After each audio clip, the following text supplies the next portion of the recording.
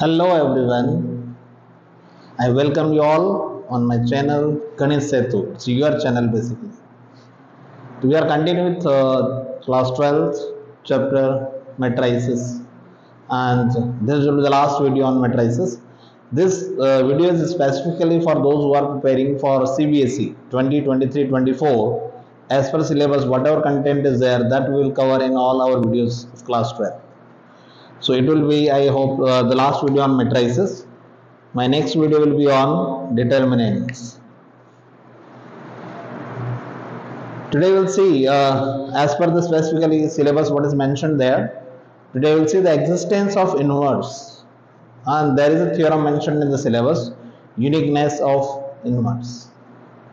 Means if a matrix has two inverse, right, then they are same, or a matrix cannot have two inverse, right? That's simple. Now, what is the definition of inverse? What is the meaning of inverse? As we see, multiplicative inverse for any real number, like if I say 3 is a number, so what is the multiplicative inverse of 3? If you multiply any two number respective to the order and the result is the identity. Now what is the multiplicative identity? Whenever you multiply, which number should multiply? Multiplicative identity is 1. A into 1 is always equal to A. So you know that 1 is the multiplicative identity.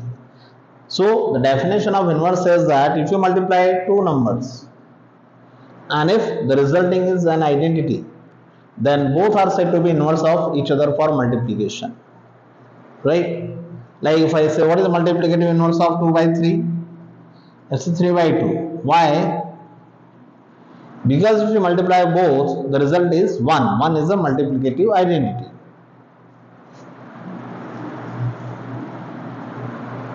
Right? So same is here now.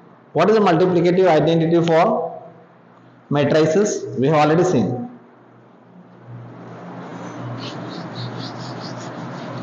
That for any square matrix, this is only for a square matrix. If A is a square matrix, then there always exists an identity matrix of the same order such that A into I or I into A is always equal to A. So I is the identity matrix. Identity matrix means it's a square matrix whose all the diagonal entries are 1. Right, you know that. So now when we define the inverse of a matrix, so we say that if suppose there are two matrices A and B such that A into B or B into A, the resulting is the identity matrix, then both are said to be inverse of each other. Inverse of A is B, or you can say inverse of B is A. It's the same thing here. Both are invertible. So two matrices are said to be invertible if and only if their product gives us identity matrix. So that means it's only possible for a square matrix. Now we talk about the uniqueness.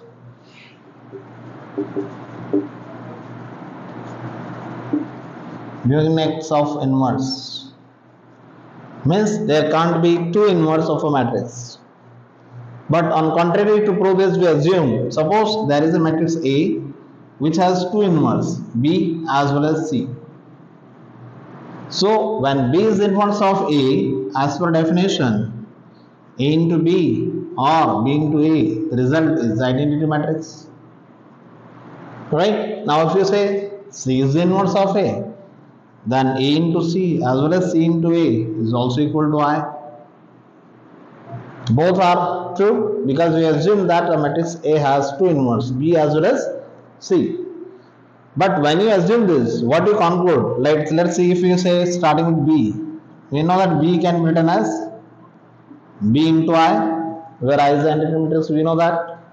Now value of I, we can write I as AC because AC and CA both are equal to I. So I can be replaced as by AC here.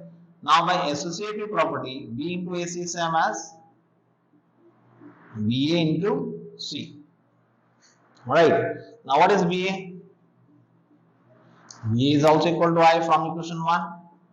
So it's I into C As I is the identity matrix, I into C is equal to C. So what you conclude here? That if you assume that a matrix has two inverse, then always they are equal. That means a matrix cannot have two inverse, or for any matrix, the inverse is always unique. This is very important result. You can be asked in which short answer type questions, 2 mark type questions. You can ask prove that for a matrix, the inverse is unique. Now there is another important property of inverse that easily you can verify, and that is another important result. Inverse of AB is equal to inverse of B into inverse of A. Same as transpose of AB is equal to transpose of B into transpose of A. The inverse result is also true here. Now how to prove that inverse of AB is B inverse A inverse? As I told you, whenever to prove that two matrices are invertible, what you have to prove? That their product must be equal to I. Right? Here suppose you are assuming AB as C here, for example. So to prove that C inverse is AB inverse A inverse, right? Now to prove that inverse of AB is this, that means what you have to prove? When it will be inverse of AB? When you multiply it by AB, the result must be equal to I. Then only inverse of AB will be B inverse A inverse, right? If I assume that suppose this result is true, that means if I multiply AB by AB inverse, the product must be equal to I. Or we can prove it also that it is B inverse A inverse. How to prove it? AB multiplied by AB inverse, by definition the product is always equal to I. Okay. Now we have to remove this AB. So to remove this AB from here, what you will do? AB into BA, or what is say AB inverse is what? If you multiply AB by AB inverse, the product is equal to I always, right? How to remove A? You multiplied by A inverse, right? So multiplying this equation throughout by A inverse.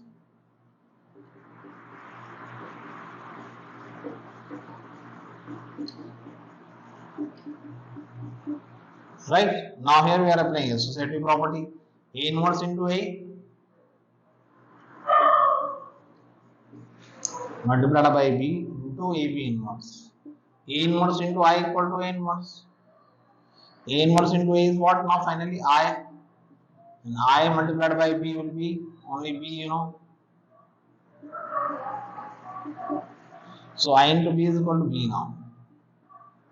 B into AB inverse equal to A inverse. Now I will multiply it by B inverse. So multiply equation throughout by B inverse, pre-multiplication. So multiply equation by B inverse throughout. B inverse into B again into AB inverse equal to B inverse, A inverse. What is B inverse into B? I. It's identity matrix, and I multiplied by AB inverse is equal to B inverse, A inverse, or finally what you get? Inverse of AB is equal to B inverse, A inverse. So this way we can prove easily that inverse of AB is same as B inverse, A inverse. We started definition. To find inverse AB, definition of inverse AB means if you multiply AB by AB inverse, irrespective to the order, product will be equal to I. Identity matrix, right? Now we have to remove this AB because our aim is to find AB inverse. Not to remove A, you have to multiply it by A inverse throughout. So multiply equation throughout by A inverse. A inverse associative property applied. A inverse into A is I into B is B. To remove B, you multiply now equation throughout by B inverse into B is also I into AB inverse is AB inverse. So this is very important result. So these were the two properties, the part of the syllabus which you have to prepare. You can't ignore that.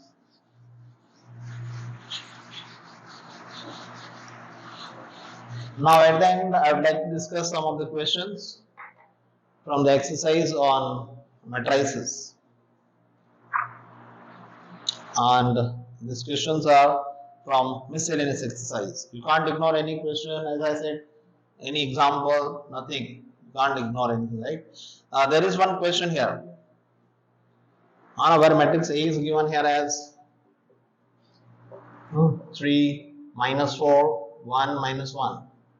And they ask you to prove A raised to the power n equal to 1 plus 2n, minus 4n, n, and 1 minus 2n, where n is positive integer.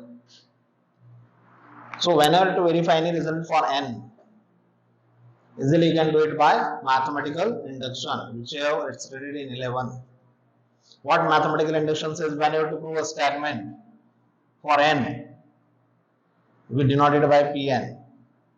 So first we ensure that whether the statement is true for 1. If it's true for 1, or it's true for, take it for 2 also, it's true for 2, then we assume, suppose it's true for any value k, right? If it's true for k, then you have to show that it's true for the next value k plus 1 also. If we can prove that the statement is true for k plus 1, whenever it's true for k, that means it's true for all n. That is mathematical induction, how it works.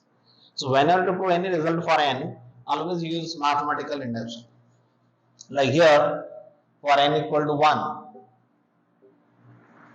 right? E equal to 1 plus 2, 3, minus 4, 1, 1 minus 2, minus 1. That means the statement is true, P1 is true. Now you can assume, let us assume that, let Pk be true here now. So when the statement is true for k, that means A raised to power k equal to 1 plus 2k minus 4k, k, and 1 minus 2k. Using that the statement is true for k, you have to show now that the statement is true for k plus 1. So when you take n is equal to k plus 1 starting from left hand side, A raised to power k plus 1. We can write it as A raised to power k into A. Now A raised to power k, this you can give as equation 1 here. So from equation 1, A raised to power k value is 1 plus 2k minus 4k, k, and 1 minus 2k multiplied by A. The value of A is given here. 3 minus 4, 1 minus 1. Now let's multiply these two matrices. So when you multiply it, first row by first column, 3 multiplied by 1 plus 2k minus 4k multiplied by 1. Then first row, second column. So minus 4 multiplied by 1 plus 2k minus 4k multiplied by minus 1. Then second row, first column.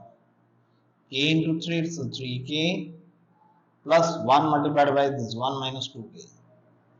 And second row, second column, so it's a minus 4k plus 1 minus 2k into minus 1. Now to arrange this after simplifying, we see that wherever k is there, there is k plus 1 in this expression. So we'll simplify it now further.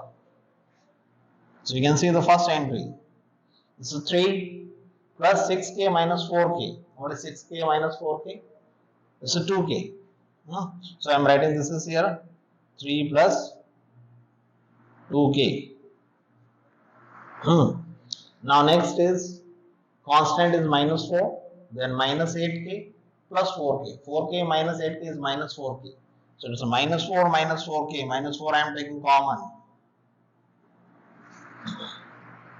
3k minus 2k, it's k plus 1. And it's here, constant is minus 1. And then it's minus 4k plus 2k. So 2k minus 4k is minus 2k. Now this term already we have got in place of n. You can see here it is k plus 1 already. But in these two terms also we have to arrange it. So we will split it into 1 plus. So 3 we can write as 1 plus 2 here. 1 plus 2 you are writing here as 3. And 2 plus 2k is there. So you take 2 common. So 1 plus k. This term as it is. This term also as it is. You got already. Now the last term is here. It should be 1 minus 2n. So it is minus 1. So minus 1 can be written as 1 minus 2. So after adding minus 1 as 1 minus 2, this is minus 2 minus 2k will come here. So it will be 1 minus, take 2 common again, 1 plus k is out. So you can see this is the right hand side for k plus 1.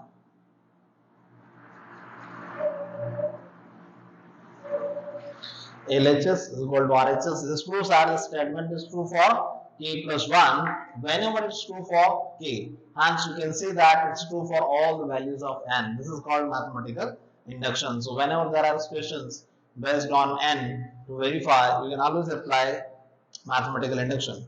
So with the help of mathematical induction, such questions can be easily solved.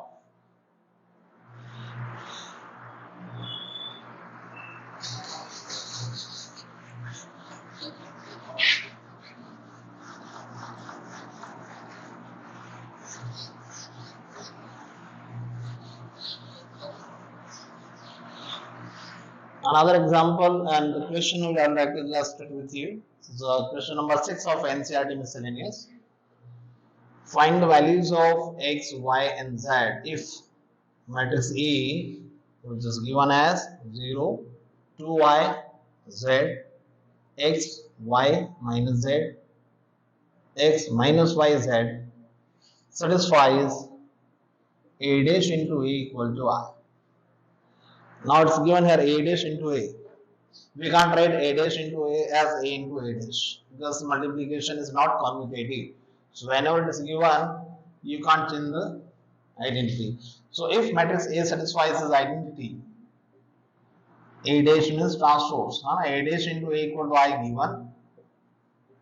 Right? Using this, you have to find out the values of x, y, z. So a dash, let's find the transpose of a. Converting rows into columns. Second row becomes second column. Third row becomes third column. This is transpose of A multiplied by A.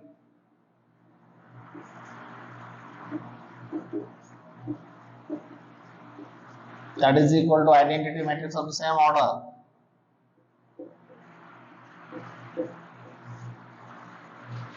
So whenever you multiply two matrices, what do you do? Starting with first row, we'll complete the first row of this.